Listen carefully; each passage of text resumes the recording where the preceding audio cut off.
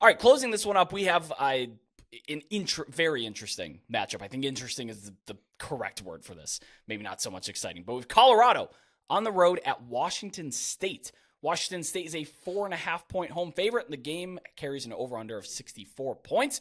Kicks off Friday night at 10:30 p.m. Eastern on FS1. And Kelly, what in the hell happened to Washington State?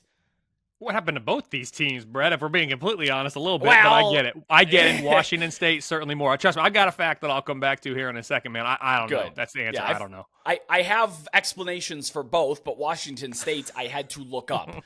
Colorado's, I could figure out. But either way, Washington State's offense just fell off a cliff. Like a physical straight line cliff.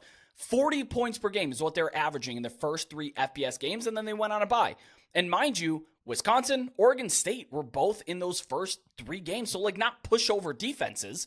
Since then, they're managing half of that, only 20 points per game, ever so slightly saved by a recent 39-point outburst against Cal. In a losing effort. Yeah, that is... Boy, they seem to do just enough to lose. They lose 10-7 to Stanford. They lose 42-39 to Cal. Either way, what teams are doing against them is they're rushing 3 and dropping 8. And it just absolutely confounds Cam Moore. It's like the old, here's how to beat Patrick Mahomes until Patrick Mahomes adapted and started to be able to beat it. But the fact is, Washington State has no run game to speak of, so they cannot punish teams for dropping 8 guys. Their best, Ward's best game of the year so far was against Colorado State. He averaged 2.24 seconds time to throw. Now, that's unsustainable. Nobody's throwing 2.24 seconds over the course of an entire season. But 3 of his first 4 games were sub 275. And I always say 1,001, 1,002, 1,003. By the time you get done saying 1,003, the ball better be starting to come out of your hands, or you better have an idea of where you're going with it. His average time to throw number since the bye, and again, this has a lot to do with dropping 8, 294, 311, 314, 244, which is good, 284, 293. To surmise all those numbers, way too darn long. He needs to be shortening up his time. And what that tells me is when these teams are dropping 8, he doesn't really trust his eyes and he doesn't really know where to go to the football. So he's holding on to it really long. Well, what happens when you hold on to it really long? He's now taking 17 pressures per game since then, and he's taken 25 sacks. That's what happens when you drop this, make him second guess himself, take away the first read. That's how you beat Washington State cut and dry. Now, can Colorado's defense hold up well enough to force Ward to take those kind of coverage sacks? I don't know. Hard to say since the book's out on how to completely stop this Washington State offense, and it's very simple. This does not take a mathematician to figure out. But again, I don't know that Colorado has the dudes to be able to do that. And an injury note on Colorado's defensive front, safety Miles Slusher did not play last week. He's a big absence considering he is the veteran presence in that defensive back room. Colorado on the other side, they have lost 4 straight games. They're 1-6 in their last 7. If you just look at the scoreboard and just look at the box scores on these, it suggests that they've been competitive the past few games, but that really hasn't been the case. Outside of the Arizona game, which I think they played well in against a surging team that may have overlooked them, Oregon State, UCLA, they're both in complete control of this game. Colorado just so happened to sneak in the back door with a cover. Now, I can definitively say, and I don't love making a lot of definitive statements, but I can definitively say the offensive coordinator move away from Sean Lewis, it was bad and has not yielded positive results.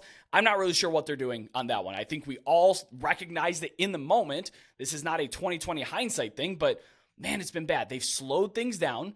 Before tempo was this offense's greatest asset.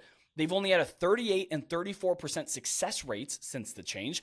And Shedeur Sanders, well, his pressure rate's still the same. The whole point of the move was because, well, my son's getting hit too much, so let's mix in a couple of runs. No, he's still taking the amount of pressures in relation to his dropbacks. So I don't get it. What do your numbers say about these teams? I think, Brett, my numbers, they don't have as much to say about these two teams as you. I certainly agree. The Sean Lewis, we said at the time, we didn't understand. We haven't seen anything since to make us question that our lack of understanding. Here's what it boils down to. Going into week 5, these two teams were combined 7-1. Since then, they're combined 1-11. The thing is, though, Brett, neither of these teams' current power rating is worse than it was in the preseason. Colorado's power rating for me was minus 7.3 in August. It's now minus 0.4. Still among the largest upgrades of the season in all FBS. So I think they came out really hot, won some games. The model was probably too low on them to begin with in terms of their power rating. I think the projected season win total is about right, actually, as it turns out here. But the power rating was too low. Washington State, current power rating of 0.7. That's exactly what it was to start the year.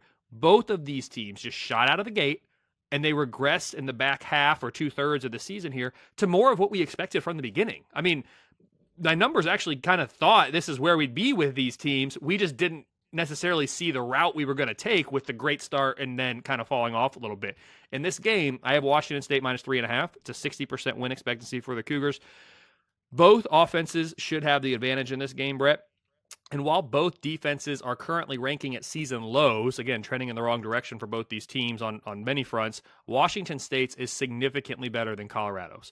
The Buffs D is ranked number 112. It's a very large reason why this season has sputtered down the stretch, as you noted. That, plus the fact this game is on the Palouse, it's why my number is like Wazoo. Bottom line, I have Washington State -3.5. It's a 40% chance that Colorado knots up the all-time series in this one at 7 apiece. And who knows when the next time they're going to play is, given we don't know what conference Washington State's going to be in next year. Yeah, I think of all the plays in this game, I think I like under 64. Washington State almost fully incapable of now piecing together a successful game plan. The book's out on how to completely stop this team, and unless they have a fundamental change over 1 week, I don't see it. I don't see it happening that much. Colorado on the other end, they're fundamentally changed from their early season. They're no longer the high-flying offense. They're slowing the game down a little bit more. I really think that this point total was, well, one, looking at the defensive metrics. Yes, of course, two very bad defenses, as you highlighted. But I also think it has a lot to do with season-long pace. Paces have changed. These two offenses are entirely different from what they were in week 4. I'm not sure the market has caught up to that. I'm taking under 64 points in Colorado at Washington State.